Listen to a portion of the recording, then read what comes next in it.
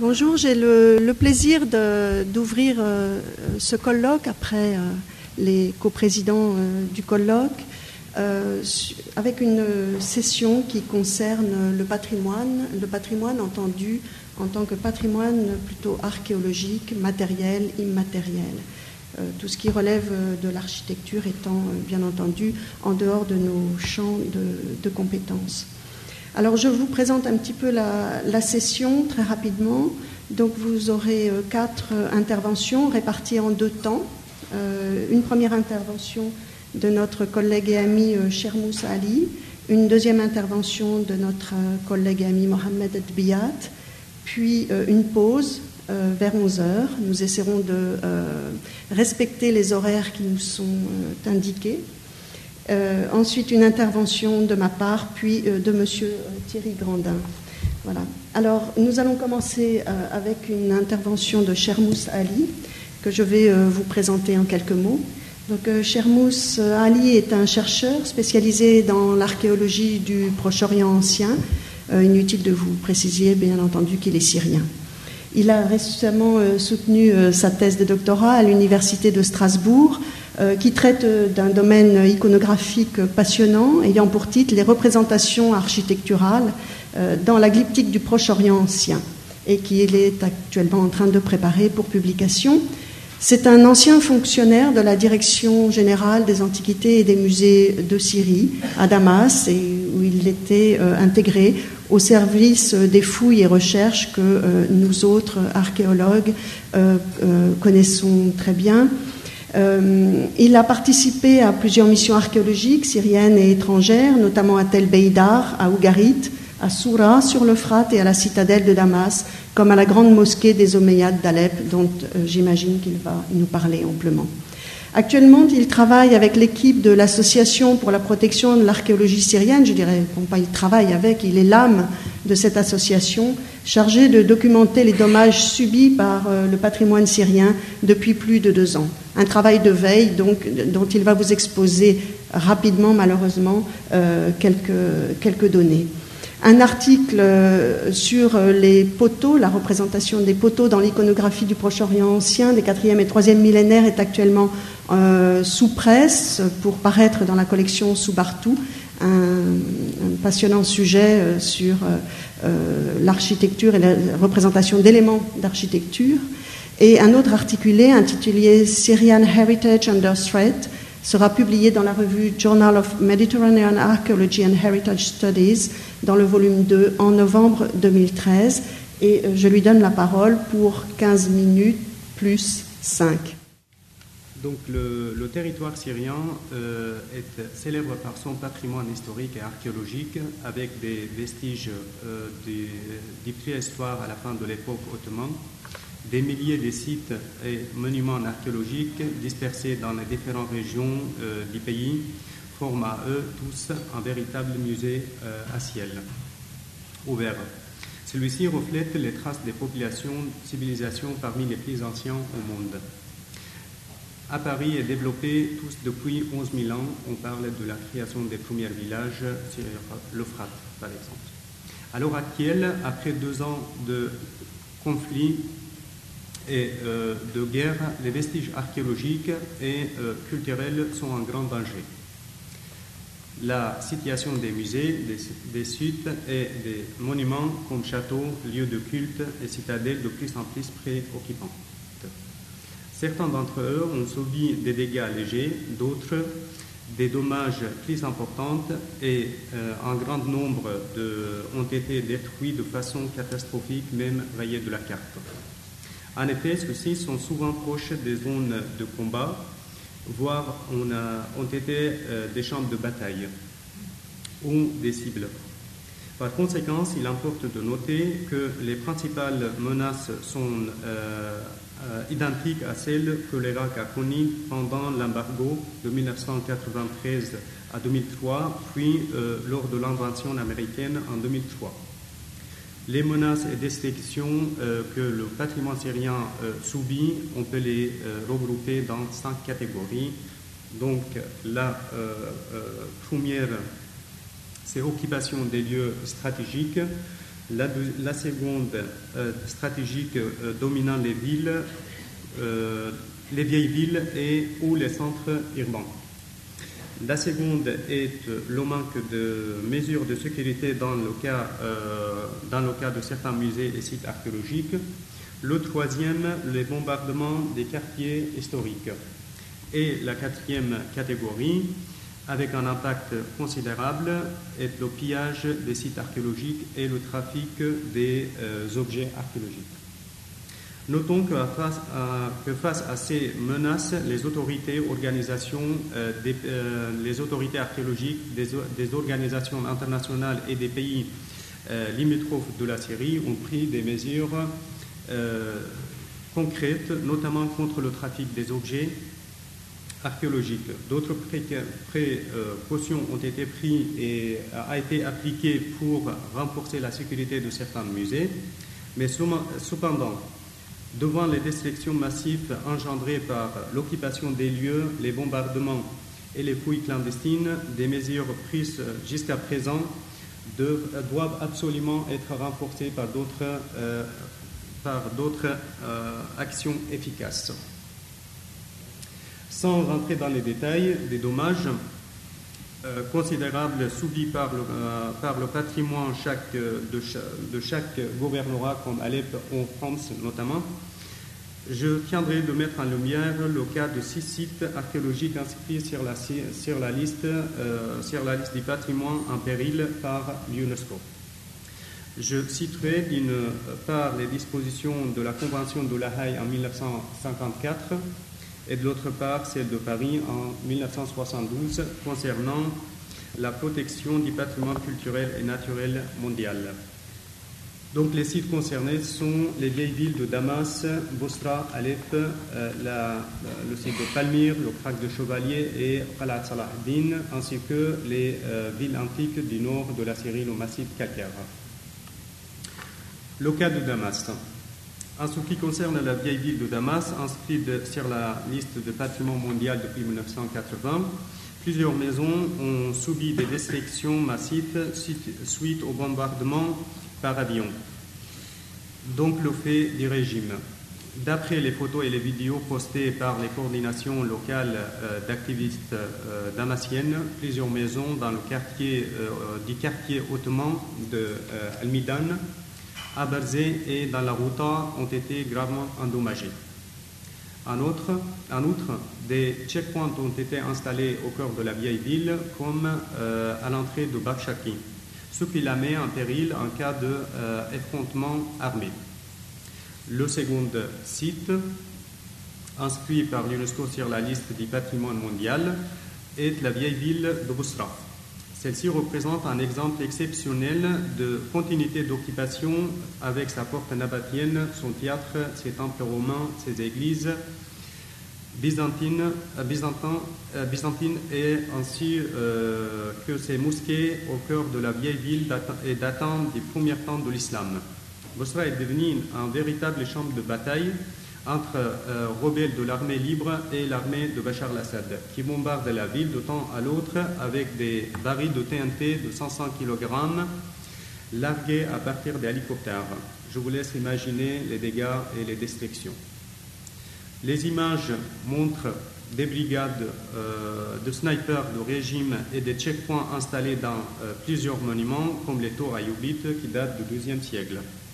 Des constructions récentes ont été bâties à proximité de certains monuments antiques et des fouilles clandestines ont été constatées dans la zone des cimetières. En ce qui concerne les dégâts subis à cause du bombardement, 8 bâtiments sont partiellement endommagés. Une partie des colonnes du temple romain appelé Calibé a été complètement détruite à cause d'un obus tiré par un char. Le palais byzantin, appelé également le palais Trajan, conservé sur 2 étages, a été partiellement détruit par ces mêmes tirs. Quant à la cathédrale Saint-Serge, qui date du IVe siècle, un obus a endommagé le toit de l'une de ses pièces. À cela s'ajoutent plusieurs monuments de l'époque islamique, comme la mosquée Omar d'Omar qui date du 8e siècle, la mosquée de Mabraq al-Naqa, la mosquée de Fatima, ainsi la mosquée de Mabraq al-Naqa, la mosquée Fatima, la madrasat Abel Fida et le hammam al-Munjak qui date du 13e siècle, ainsi qu'un grand nombre de plusieurs maisons dont certains sont complètement détruits. On les voit ici. Le troisième site inscrit sur la liste du patrimoine mondial est la ville de Palmyra. Cette dernière est devenue une véritable base militaire de l'armée de régime qui a véritablement saccagé le site et n'a respecté aucune convention internationale sur le patrimoine. Le cas de Palmyre est très occupant. Une brigade de snipers est installée sur le toit du musée dans la ville, lequel a reçu un obus tiré par les rebelles. L'armée de régime a aussi tracé une route au bulldozer à partir d'un poste de sécurité, prend une tranche à travers la zone archéologique et des armements. Donc là, on voit cette trace ici, traverse jusqu'à là. Et le centre, ça se trouve ici. Ainsi, plusieurs armements lourds de chars, camions et autres ont été installés sur les collines qui dominent la vieille ville. Et à partir de ces endroits stratégiques, le régime tire donc des roquettes, comme on les voit ici par les images, donc, et plusieurs monuments ont été endommagés, comme le temple de Baal, par exemple, qui date de 32 après notre ère. Selon les informations provenant de Palmyre, les murs du temple ont subi des dégâts plus ou moins graves et 2 colonnes du portique du côté sud se sont effondrées. Photos et vidéos montrant que des pilleurs ont volé la maison d'hôte, des soldats ont creusé des tranchées et plusieurs secteurs comme le camp de Déclocian et la zone des cimetières ouest et est ont été victimes de destruction et des fouilles clandestines. Enfin, des trafics d'objets archéologiques provenant éventuellement de Palmyre ont été confisqués par les douanes libanaises et italiennes. Le 4e site inscrit sur la liste est le Krach de Chevalier, jusqu'à présent sous le contrôle de ASL. Ce monument, un parfait témoin de l'architecture militaire arabe et croisée en Orient du 11e, 13e siècle, a été bombardé plusieurs fois par des avions MiG et des chars. D'après les photos et les vidéos arrivées jusqu'à nous, certains endroits sont gravement endommagés et d'autres ont subi des destructions conséquentes.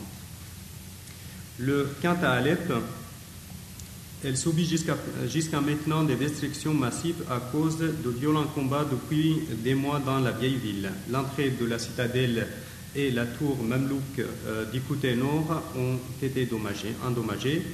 L'état de cette citadelle est préoccupant car elle est actuellement occupée par des snipers de l'armée du régime, ce qui la soumet à un risque d'éventuelles attaques par des combats de ASL. Le vieux souk a été endommagé, a été incendié en septembre 2012 et cette souk, donc plus de 1200 échoppes ont été détruits par les flammes et d'autres ont été par la suite été victimes de bombardements et de combats entre les deux parties en présence. C'est non seulement un patrimoine médiéval unique qui est en cendres, mais le gagne-pain de dizaines de milliers de personnes. La grande mosquée où se trouve le tombeau du prophète Zacharia, qui a déjà subi d'importants dommages, est à nouveau prise pour cible. Les batailles qui s'y déroulent entre les ASL et l'armée d'Assad depuis la semaine dernière ont détruit notamment certaines parties de l'aile nord et ouest. Le dernier site inscrit sur la liste du patrimoine mondial menacé par les combats est celui des villages antiques de Syrie du Nord. Il compte de 8 concentrations principales et regroupe environ 800 sites archéologiques romains et byzantins, dispersés dans les gouvernorats d'Alep et d'Idlib. Ces agglomérations, qui datent du 1er à 7e siècle, souvent en parfait état de conservation avant le conflit, ont subi des dégâts en raison de bombardements, de pillages et de réoccupation par les réfugiés ayant quitté leurs villages et villes, pilonnés par les avions et des chars. À l'heure actuelle, aucune solution politique pour le cas syrien n'est envisageable. Le régime syrien a décidé de combattre les rebelles, d'exterminer son opposition. Les bombardements par les deux forces continuent sans aucun respect pour les conventions internationales concernant la protection du patrimoine mondial et culturel. Pour résumer, nous signalons que les biens naturels ont été endommagés et parfois rayés de la carte. Par exemple, en raison de manque de gasoil et d'électricité pour cuisiner et se chauffer pendant l'hiver, les habitants de certaines régions comme Alep, Raqqa et Deir ez-Zor ont coupé des arbres dans les jardins publics, mais aussi les forêts au bord de l'Euphrate. D'autres forêts ont été bombardées et brûlées par le régime. Les bulldozers d'armée syrienne ont rasé, par exemple, les champs de figuiers à Mazet, et les oasis de Palmyre sont régulièrement bombardées. Quant au patrimoine archéologique, l'occupation des châteaux et fortifications continue car ils sont devenus des casernes militaires et ont repris le même rôle stratégique qu'au Moyen-Âge. Depuis le début des combats, l'UNESCO a plusieurs fois appelé les deux côtés de conflit à épargner le patrimoine culturel du pays. L'organisation a alerté la communauté internationale sur le risque des trafics d'objets culturels, mais la destruction massive par des bombardements aériens et terrestres continue à Homs, à Alep et dans les autres villes. De plus, le site de Palmyre, Atamé, Bosra sont repris en étage par l'armée syrienne qui ne prend aucune responsabilité et n'éloigne même pas les armées lourdes des zones archéologiques. Elle ne renforce aucunement la protection de ces sites contre les pillages. Les informations provenant d'un membre de notre équipe à Atamé montrent que des pilleurs fouillent clandestinement et pendant la journée le site archéologique sous les yeux des soldats de l'armée syrienne sans que ceux-ci n'interviennent pour les empêcher. On peut croire qu'ils sont même complices de ce trafic.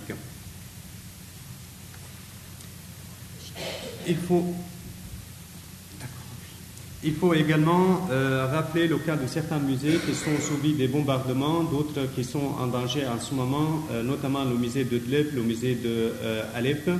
Et en ce qui concerne l'opposition syrienne représentée par la coalition syrienne, jusqu'à présent, ils n'ont pris aucune mesure de la sécurité des deux musées qui sont sous le contrôle et aussi les sites archéologiques, notamment dans la vallée de l'Euphrate et dans la région d'Idlib. Donc, ces deux musées, le musée de Raqqa et le musée de Ma'aret an-Nu'man.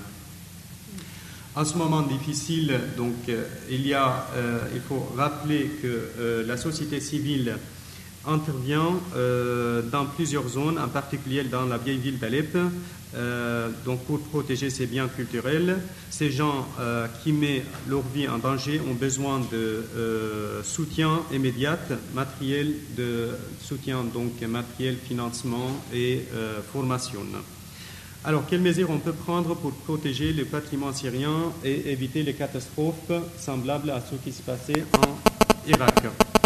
Les institutions internationales, ils ont, comme nous avons dit, aussi limitées que soi. Ils ont pris quelques moyens, mais surtout pour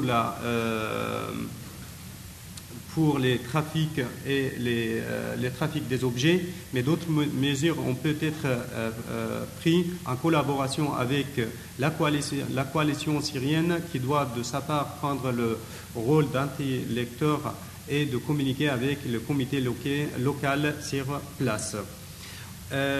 Les mesures qu'on peut aussi prendre au niveau international, c'est d'organiser un colloque international en collaboration avec des gouvernorats, des universités, des centres de recherche et autres, toutes les institutions intéressées dans l'objectif de la création d'un fonds pour la restauration des monuments archéologiques. Ce congrès formait des équipes dès maintenant qui travaillent sur la reconstruction. En effet, une fois que la machine de guerre s'arrête, les bulldozers commencent à déblayer les décombres des monuments endommagés pour construire des tours et des centres commerciaux, comme le cas de Beyrouth en 1991. Plusieurs mesures concrètes ont été prises par l'Interpol et l'UNESCO en collaboration avec les autorités syriennes et les autorités aux pays limitrophes. Mais ces mesures pourraient être renforcées par quelques précautions simples et efficaces, par exemple la création d'un site web dirigé par ces deux institutions et destiné à servir de base de données pour documenter toutes les destructions et pillages. Il est bien connu que les informations sur les destructions sont souvent partielles et que les rapports des autorités syriennes, comme l'avoue l'UNESCO elle-même, ne reflètent pas nécessairement la situation réelle dans son ensemble. Donc là, tout ce qui est en document, il complète la base de données, une partie, donc la DGAM qui le publie, et l'autre, c'est les activistes dont on fait partie. Merci.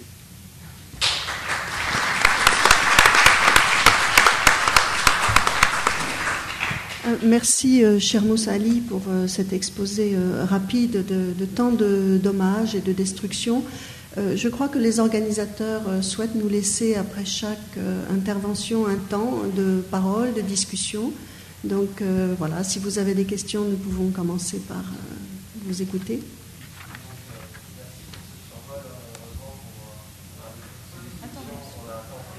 Attends.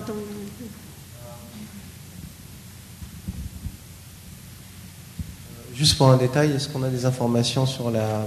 Bon, là, on parle beaucoup des villes, des musées, la situation en Djéziré, par exemple. Hein, c'est un espace énorme avec des milliers d'hôtels, hein, des centaines, oui, même, je dirais plus d'un millier de tels, de monticules archéologiques. Et est-ce qu'on a des informations également dans les zones qui sont sous contrôle du PYD? En fait, les zones à majorité kurde, je pense notamment à Afrin, avec deux sites qui sont quand même fondamentaux, qui sont la ville romaine de Cyrus, Nabiouri, d'une extension énorme, et Indara, qui a quand même ses reliefs uniques, hittites, exposés à ciel ouvert, quoi.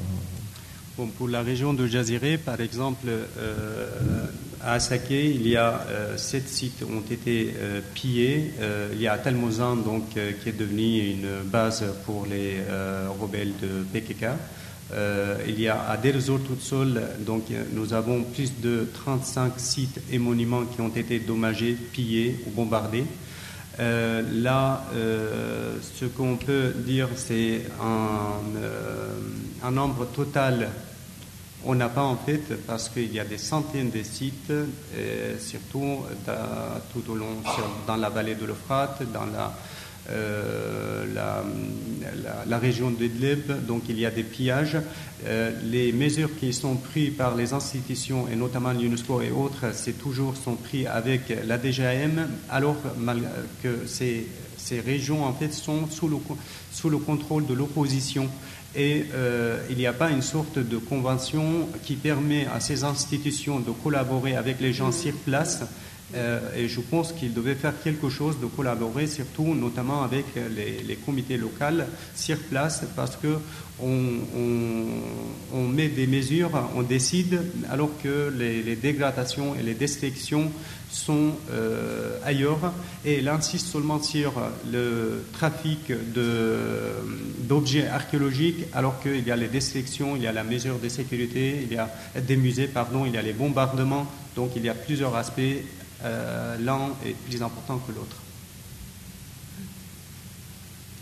Merci. D'autres questions? Oui. Qui est le représentant de la Syrie actuellement à l'UNESCO? C'est normalement le gouvernement syrien est représenté par Madame Lamia Chakour et la Direction générale des antiquités et des musées. Sans commentaire. Oui. Bonjour, j'ai juste une question technique. Si la fin des hostilités intervient maintenant, à combien de temps estimez-vous qu'il faut pour recenser, avoir vraiment une base de données complète, avoir des données complètes sur tous les dégâts qui ont été subis par des sites ou musées ou autres? Vous voulez juste documenter ou la reconstruction? Non, documenter, juste pour savoir. Documenter, je pense, pour avoir donc, une liste complète, il nous faut au moins entre 8 mois et 10. Au moins des cas. Parce que nous avons des équipes, en fait, par exemple, sur place. D'un côté, donc, la direction générale elle donne des rapports, mais pas très détaillés. De l'autre côté, la zone qui est sous le contrôle de l'opposition, il y a des équipes, mais il manque les moyens, donc transport, les matériels, formation pour qu'ils commencent à documenter chaque fois. Par exemple, à Ebla, avant, il y avait... Pardon, je vais vous montrer à Ebla, avant, il y avait donc des fouilles clandestines, mais récemment, une 12e visite sur place a montré en fait que Jabhat al-Nusra avait fait des tranchées, comme vous le voyez ici, par des bulldozers. Donc, il faut régulièrement en fait rendre visiter et voir comment ça se passe. D'autres questions? Oui.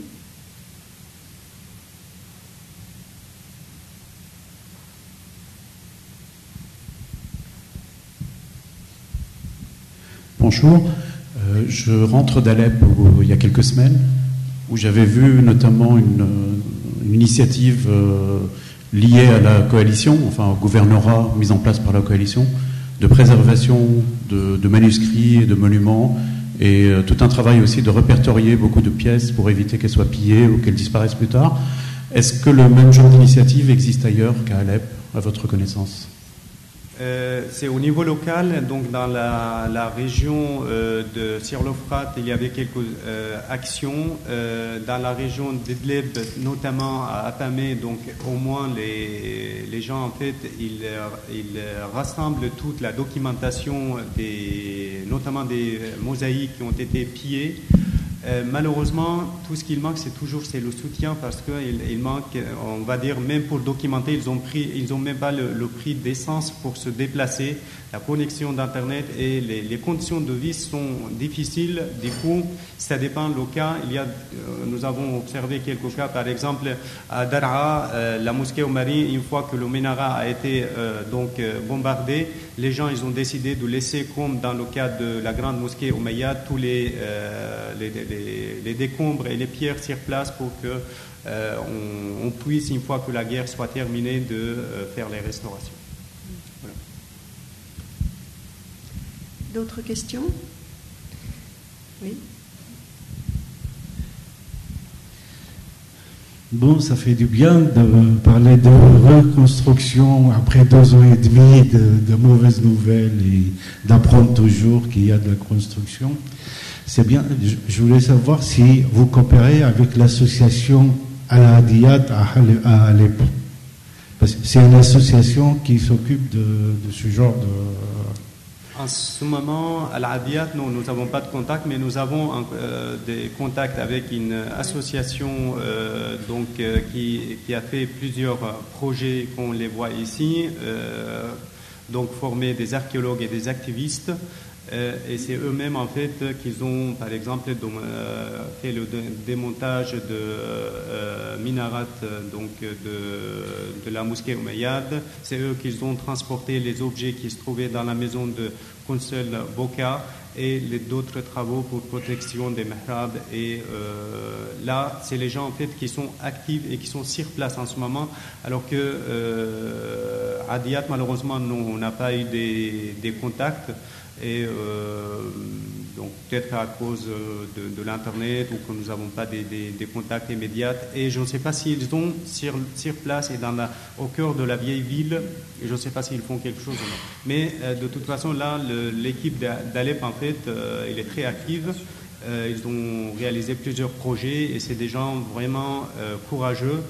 Ils mettent leur vie en danger. Là, lors de démontage des minarets, une des personnes en fait a été blessée en main par un sniper. Donc ils continuent à sauver ce qu'ils peuvent dans la vieille ville. Encore une question? Oui, il y en a beaucoup. Oui, s'il vous plaît, vos sources, en fait, sur place, sont des employés, par exemple, de la direction de l'archéologie syrienne, ou c'est quoi vos sources? Sont des personnes dans l'archéologie là-bas ou des personnes, en fait, des habitants? Dans certaines régions, il y a des archéologues, dans d'autres, ce sont des activistes, des amis et des journalistes.